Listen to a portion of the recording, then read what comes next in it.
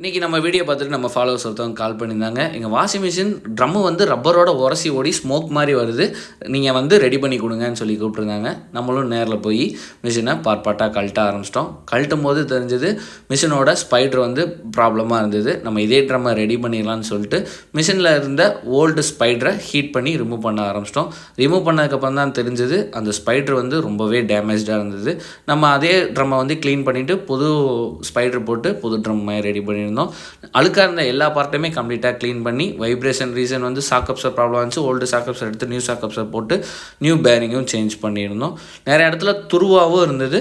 துருவாக இருந்த எல்லா பார்ட்லையுமே கம்ப்ளீட்டாக அந்த ஸ்ப்ரே பெயிண்டிங்கும் பண்ணியிருந்தோம். ஸ்ப்ரே பெயிண்டிங் பண்ணி முடிச்சதுக்கப்புறம் மிஷினை ஃபுல்லாகவே அசம்பிள் பண்ண ஆரம்பிச்சிட்டோம். அசம்பிள் பண்ணி செக் பண்ணும்போது ரொம்ப பர்ஃபெக்டாக இருந்தது.